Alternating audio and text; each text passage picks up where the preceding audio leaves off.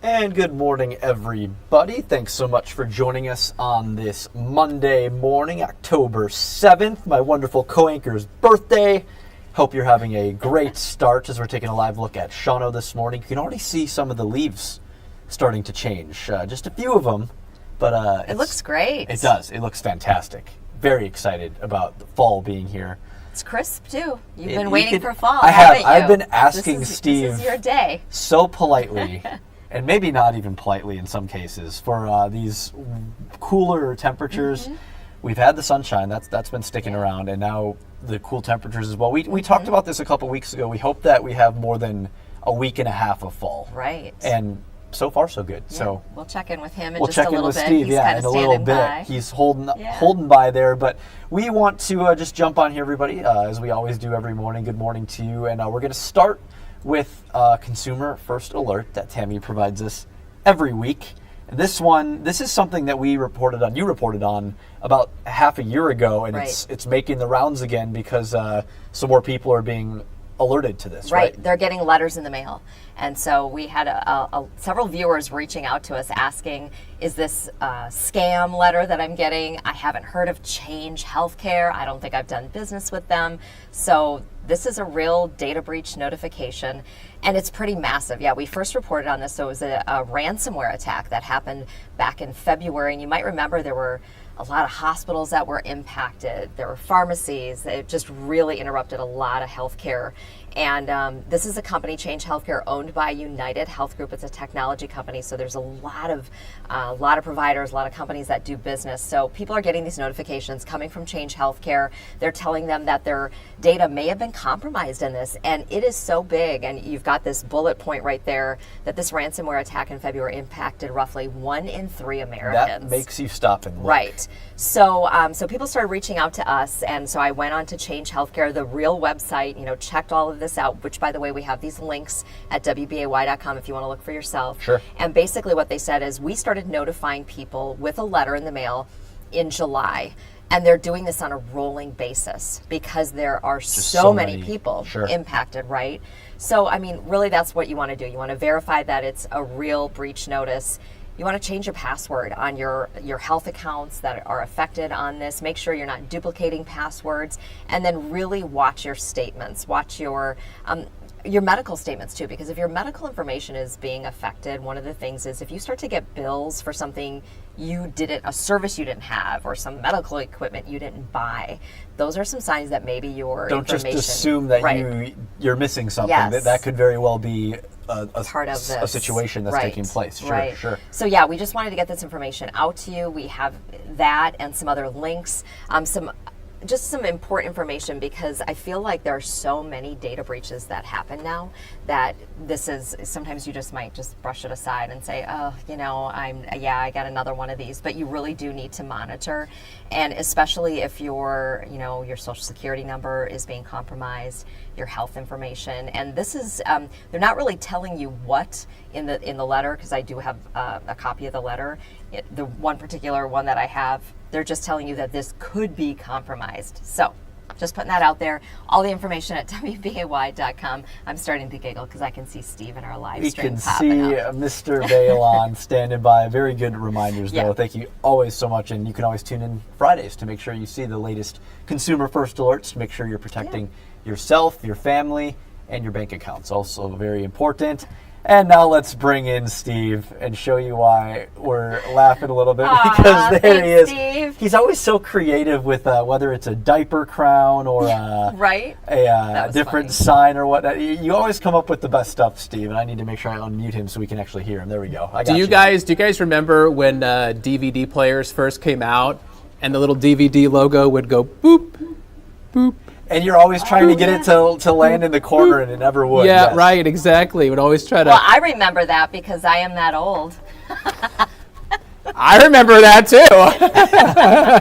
Not just you. I'm not going to say how old I was when I had my first DVD player. I'll just keep that to myself. But you, Steve, have been very busy this morning because we've been updating people on all the active weather in the southeastern part of the country with the Hurricane Helene obviously done now, and Milton making its way toward there. But we're also following drought conditions here in northeast Wisconsin, fire dangers, all kinds of really active things going on right now. Yeah, hurricanes, droughts, fire danger, and also frost. So we're just juggling it all here in the Weather Center despite the quiet conditions.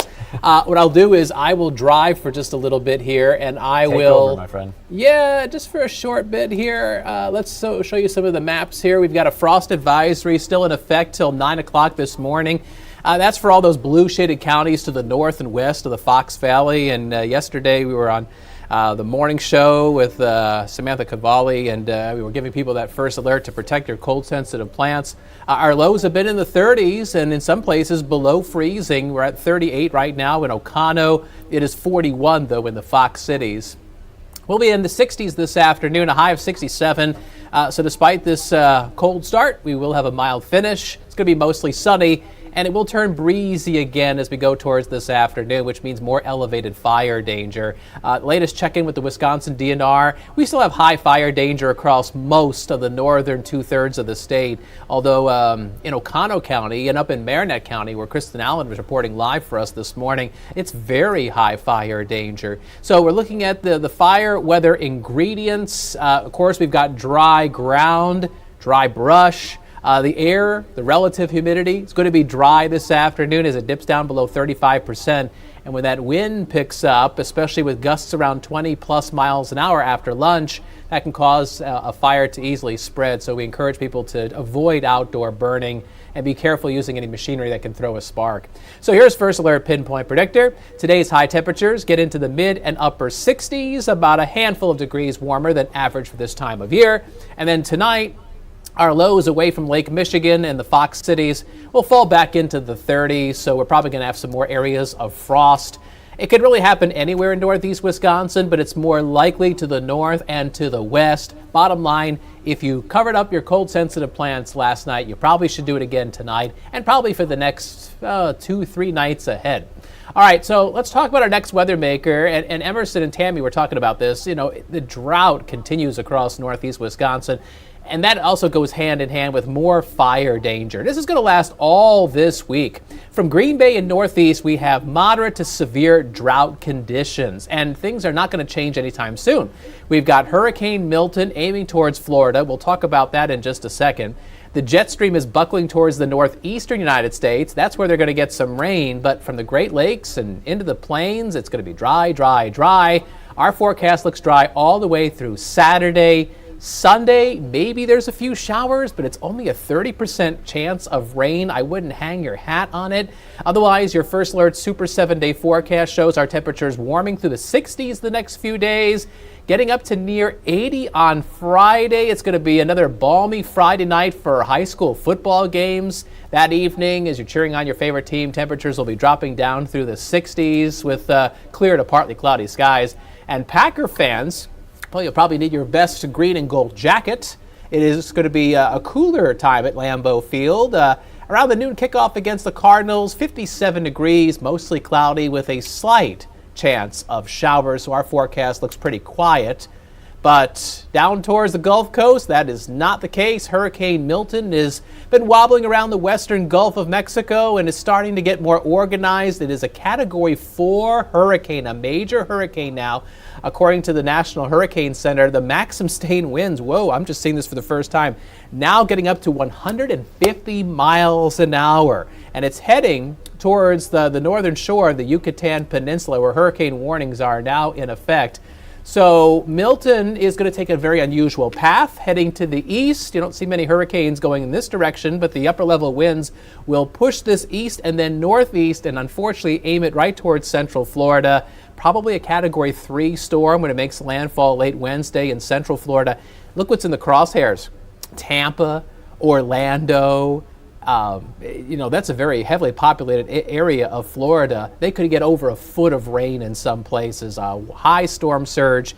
And these areas that were devastated from Hurricane Helene just about a week or two ago are going to be under the gun for another devastating storm as we head towards the middle of this week. So guys, I wish I had better news to share, both for folks in Florida, but also for us here back at home, because really when it comes to rainfall, it's just either way too much or no rain at all. It's feast or famine. Yeah, no breaks for them down there. I have a few friends living in Fort Myers, and they're just hunkering down, ready for the next one. It's really, really scary, sad to see so much destruction that we've seen from Helene, and now we see this one again coming as well. Going to be quite difficult to look at. Steve, you can stick with us real quick here, because something that we've enjoyed looking at all morning long are these Northern Lights photos. And let me change the background here so you can see it. It's all good. You see, this one's from New London. Love all the colors. So much green in there, really incredible. Then Look we've at all got the stars too. Exactly, the clear skies really help with that. This next one, Michigan. This one much more red, purpley dark, really great there. And then this one was my favorite from the morning. This was in Poisippi, down in Washera County. Pretty. Really, really cool. So Steve, thank you for the clear skies, so that we could be able to.